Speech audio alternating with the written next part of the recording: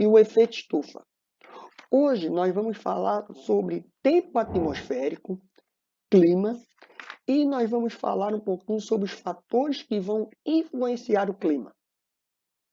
Vamos lá. Lá na página 12 da apostila, está lá, tempo atmosférico e clima. Na última aula, eu encerrei fazendo uma pergunta para vocês. Se tempo e clima é a mesma coisa. Tempo e clima é a mesma coisa? Não. Não. Tempo é uma coisa, clima é outra coisa. Vamos lá, se eu perguntar para vocês, o que é clima? O que é tempo? O que é tempo? O que vocês dizer para mim? É tipo, o tempo é sol, chuva, vento, Ah, e beleza. clima é calor, Clima, frio. clima, temperatura, né?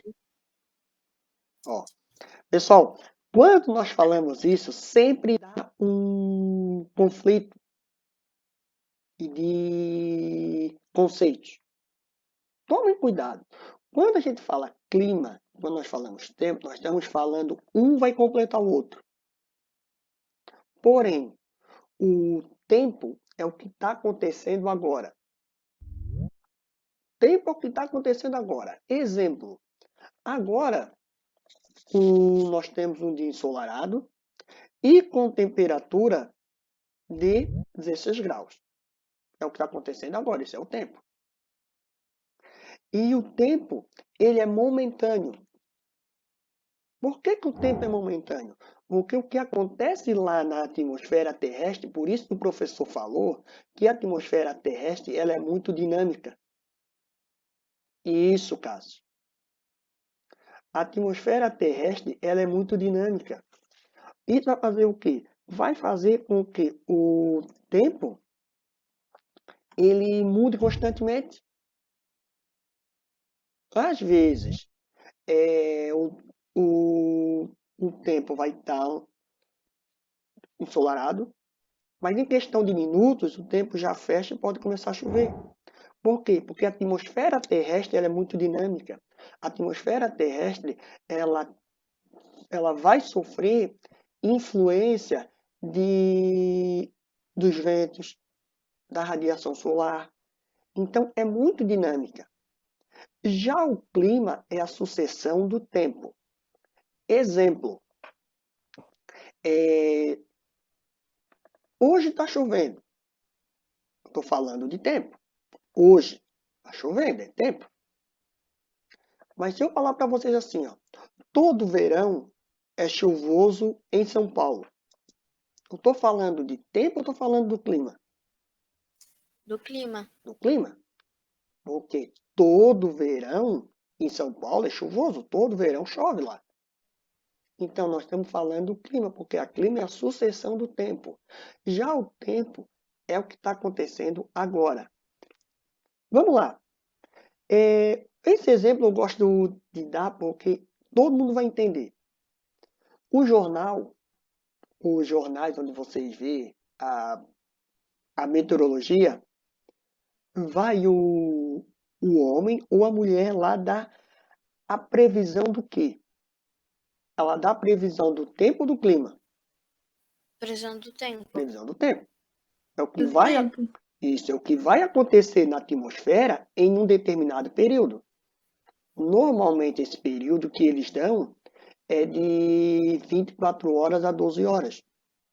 Por quê? Porque eles sabem que eles têm satélites lá disponíveis, eles têm imagens de satélite, que são alguns satélites que nós não temos acesso. Por isso que algumas vezes eles acertam as previsões, porque vai trazer como que vai estar a atmosfera naquele período. Ah, naquele período, amanhã ou hoje, de um dia para o outro, a temperatura vai estar entre 10 e 23 graus. Porque eles já sabem com os satélites que eles têm como que está o comportamento atmosférico. Pessoal, e tomem cuidado, é previsão, não é precisão. Uma previsão eu posso errar. Exemplo, Ah, amanhã vai dar uma temperatura entre 22 e 30 graus. Beleza?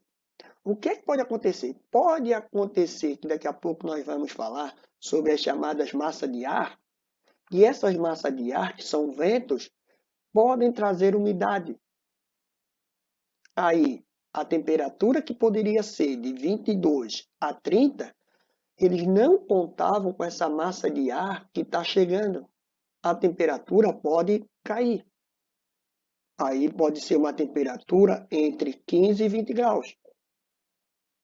Agora, quando é precisão, é outra coisa. Exemplo, vai ser a temperatura entre 18 e 23 graus. Isso é uma precisão. Por isso que tomem cuidado, que é uma previsão. Pode acontecer, como também pode não acontecer. Por quê? Porque a atmosfera é muito dinâmica. Acontece muita coisa na atmosfera que o homem não consegue identificar na hora. E outro fator, as consequências, muitas vezes nós não conhecemos. Um exemplo, outro exemplo que eu vou dar para vocês. Está acontecendo uma série de fenômenos no mundo, principalmente aqui em Santa Catarina, com relação a tornados,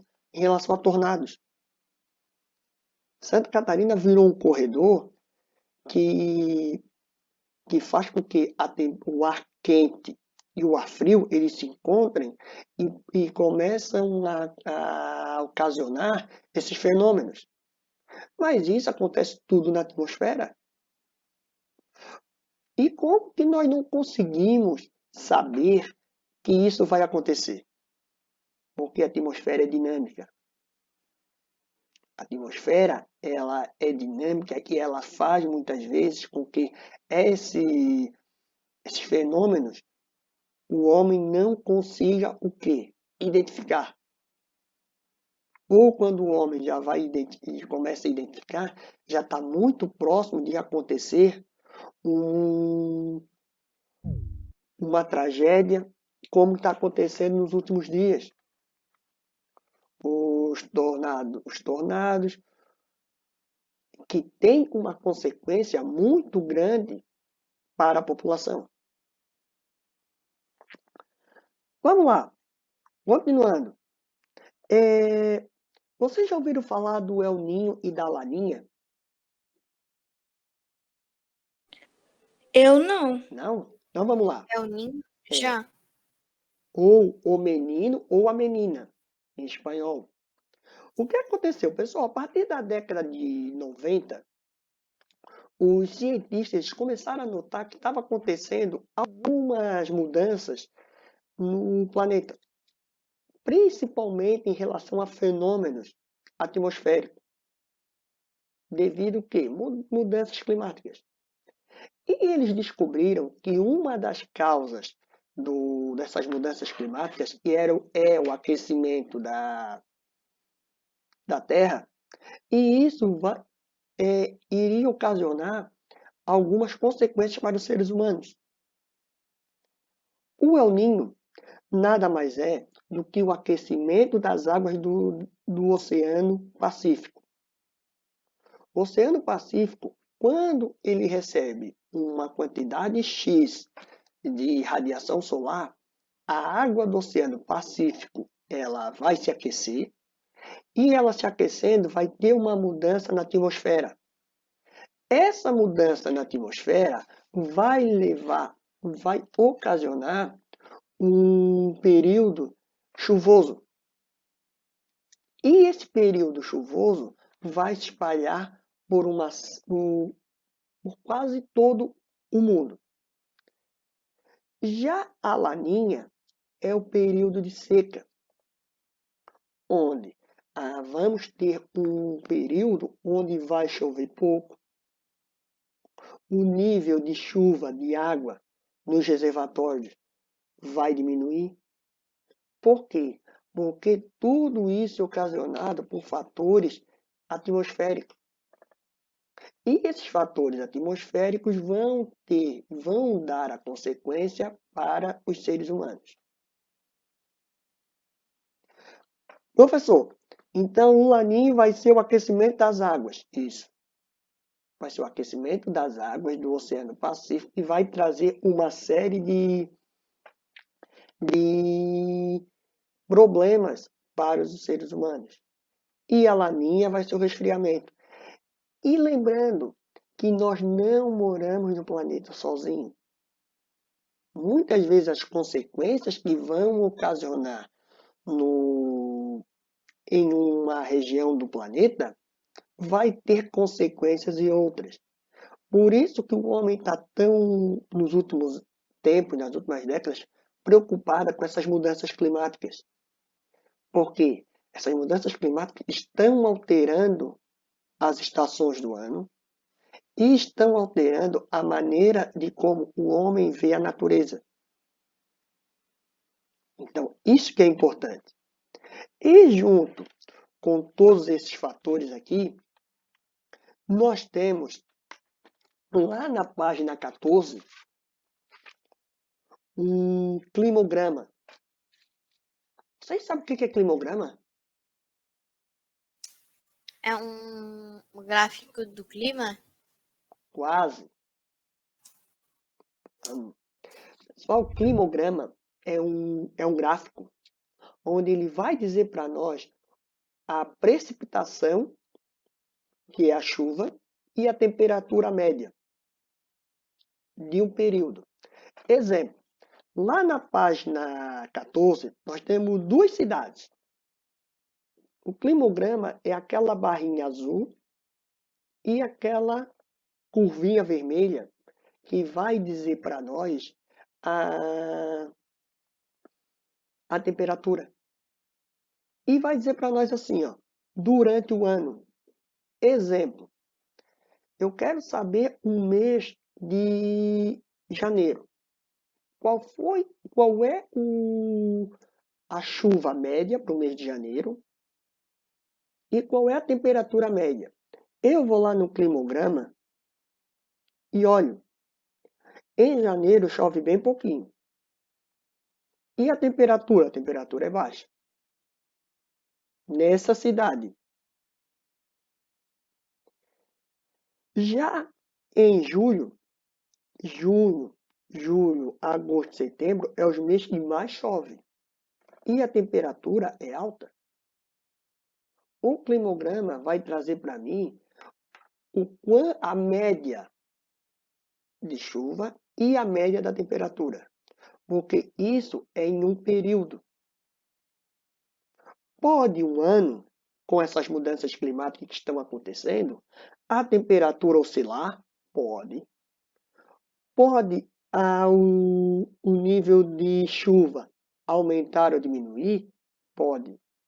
Então é isso que os cientistas estão querendo entender, como que vai ser o comportamento da temperatura e da chuva em alguns períodos. Por quê? A temperatura e a precipitação e a chuva é igual no mundo inteiro? Não. Não. É diferente. Tem lugar que a temperatura durante o ano é de um valor até outro valor e a chuva também, e no Brasil também. Mesmo no Brasil, mesmo no nosso país, nós temos algumas regiões que chovem mais, outras chovem menos. Então o climograma ele vai ajudar nós a entender, a fazer uma comparação de temperatura e de chuva. Nós vamos ter alguns lugares no Brasil onde vai chover muito e a temperatura vai ser muito alta. Exemplo, na região norte do Brasil. Por causa do quê? Da floresta amazônica. Ali naquela região norte do Brasil, devido à floresta amazônica, a temperatura é elevada e o índice pluviométrico, o índice de chuva, de precipitação, também vai ser alto. Agora, se nós formos ali no ladinho da região norte, lá para o nordeste, e se nós formos lá para o sertão nordestino, nós vamos ver que a temperatura também vai ser alta e a chuva vai ser pouca. Porque ali não vai ter tanta influência da vegetação. A vegetação ali não vai conseguir atrair, não vai conseguir trazer para ela umidade. É a umidade onde vai trazer a chuva. Ali vai ser pouca chuva, porque num local extremamente quente, com locais onde há pouca umidade, vai chover pouco, vai chover pouquíssimo.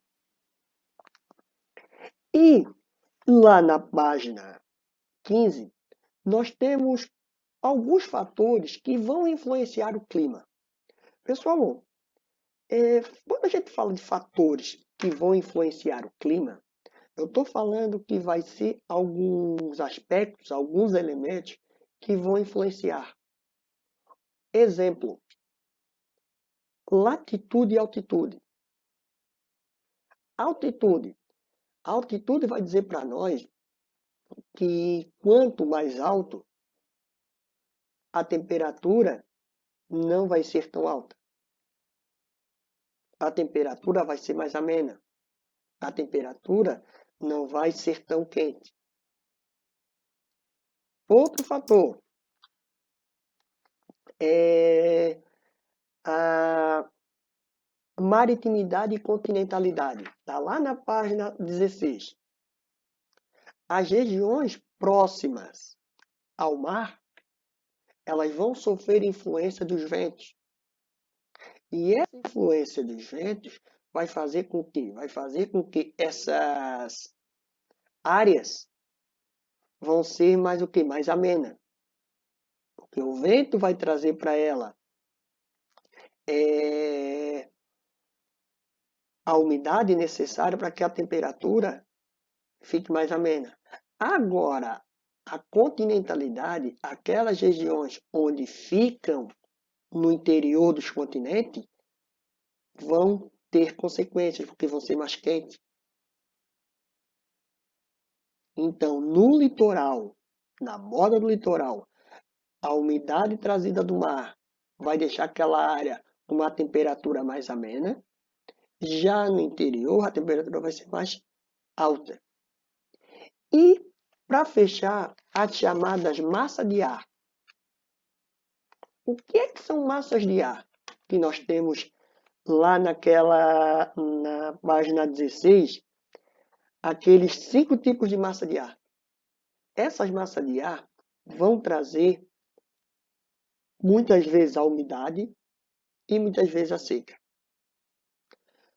Nós aqui da região sul, nós temos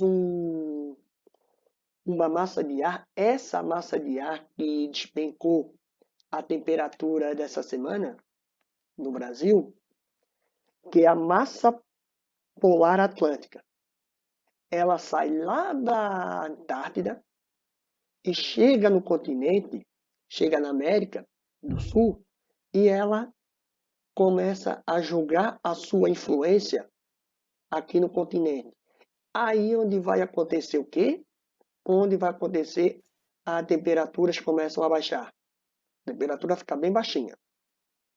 Aí começamos nós a ficar com frio. Essa massa, ela funciona muito bem no inverno, por causa dos ventos que trazem ela. Outra massa importante é a equatorial continental, lá na região norte, que vai ser a umidade da floresta amazônica, que ela vai trazer a umidade para todo o continente. O continente vai ganhar umidade que é produzida lá na floresta amazônica e vai chegar até nós. Nós vamos ter a equatorial atlântica, que vai chegar no Nordeste, que ela vai ser como? Ela vai trazer a umidade do oceano para a região nordeste do Brasil.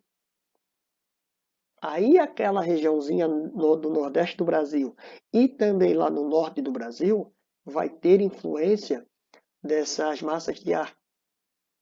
E também nós vamos ter a tropical atlântica, que ela sai do interior do continente e chega no Brasil, principalmente no Rio Grande do Sul, em Santa Catarina também ela vai influenciar. E para fechar, a tropical continental. Pessoal, professor, mas funciona desse jeito como está aqui? Não, pessoal. Dessa maneira, é uma maneira didática para nós entendermos. Mas só que é uma coisa muito dinâmica. Pode acontecer duas dessas massas estar influenciando uma região em um período. Exemplo, nós podemos ter influência da massa polar atlântica junto com a tropical atlântica, que além de trazer chuva, vai trazer frio.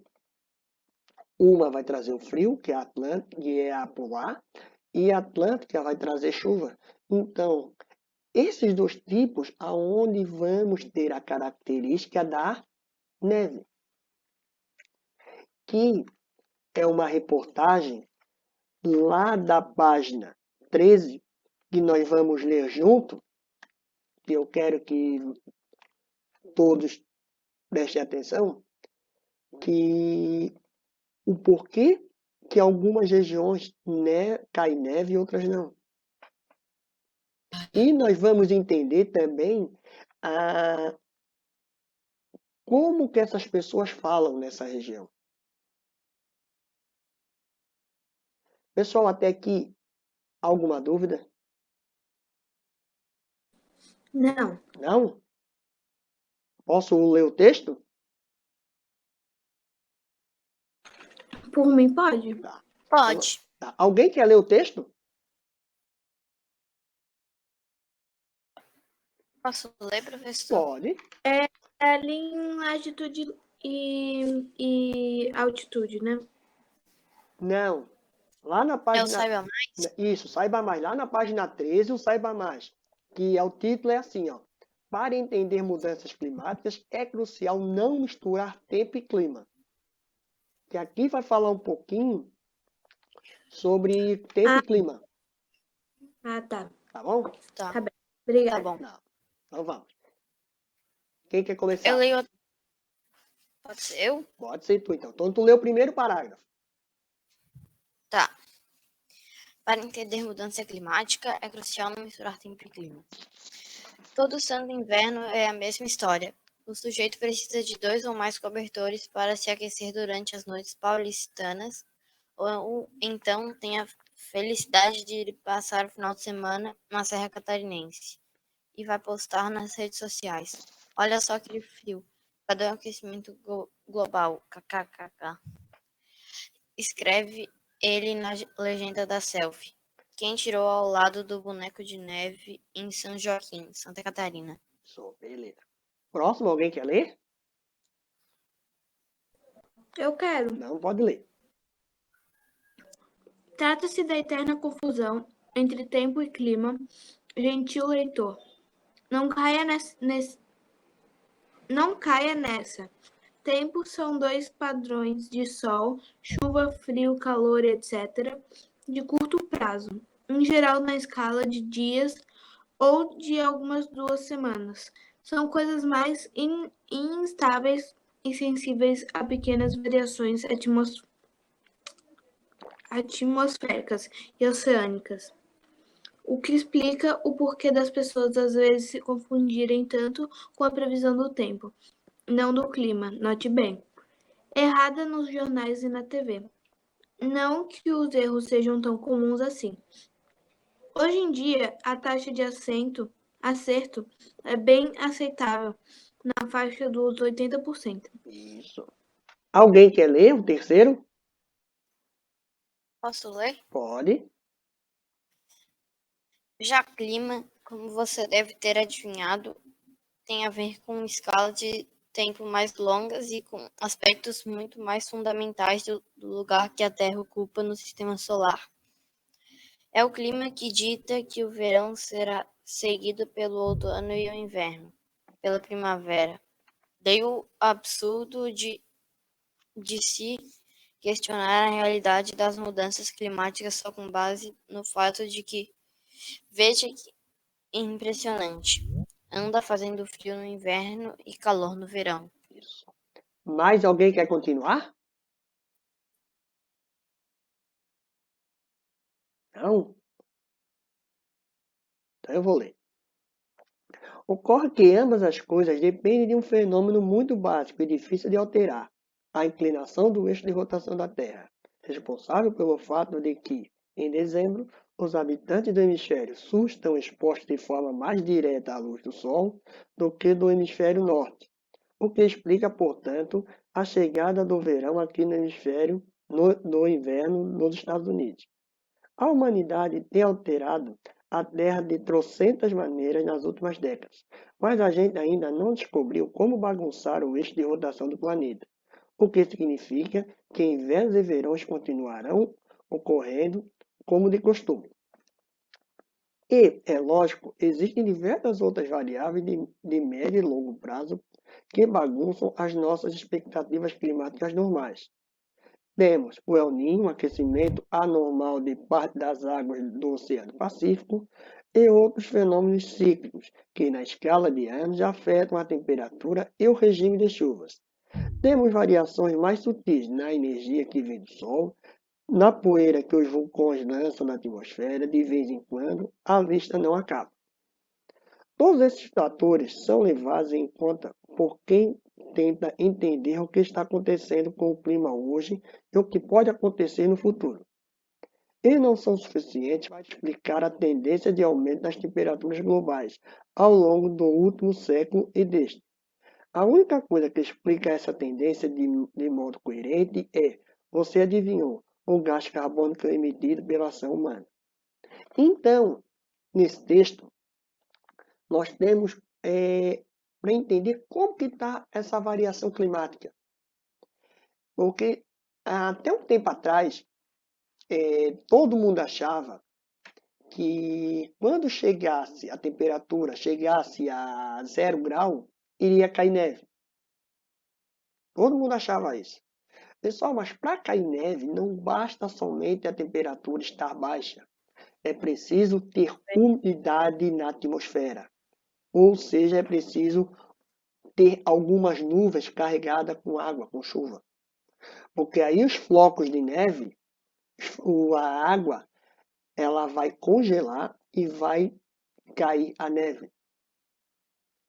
E a geada, como é que funciona? A geada, a explicação é diferente. Porque vai ser a temperatura baixa que vai fazer com que o ar que está suspenso na atmosfera, ele chegue na superfície com uma temperatura baixa. Aí ele vai congelar. Então, são vários fatores. E outra coisa que é importante entender, que alguns aspectos desse dá para se identificar com as imagens de satélite. Outras não dão. Quando os fenômenos atmosféricos eles têm um tipo de comportamento, dá para se monitorar, que é o caso da neve. A neve, no começo da semana, no final da semana passada, os noticiários já alertavam que poderia haver a formação de neve. Devido ao quê? Devido às imagens de satélite que eles têm e visto também como que estava o comportamento e o deslocamento da massa de ar que saiu da Antártida e chegou na América do Sul com força.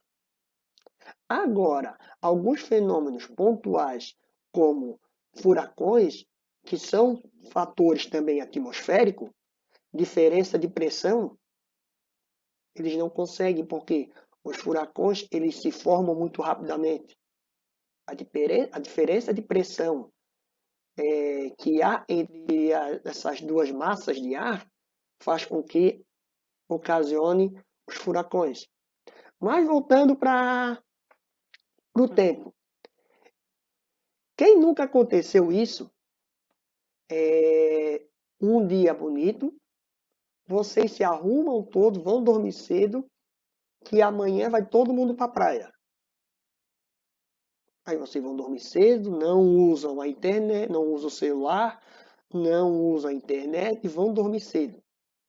Chega no outro dia, o celular desperta, vocês vão se acordar, abre a janela, está chovendo. Aí vocês vão falar assim, ó, pô, aquele cara da televisão é mentiroso, né? Ele falou que hoje ia dar um dia bonito, ia dar um dia de sol, eu ia para a praia, eu não vou mais. O que é que aconteceu na noite? Que no outro dia amanheceu o dia chuvoso. Choveu? Mas o que é que aconteceu? Ficou muito calor e evaporou a água. Aconteceu uma mudança onde?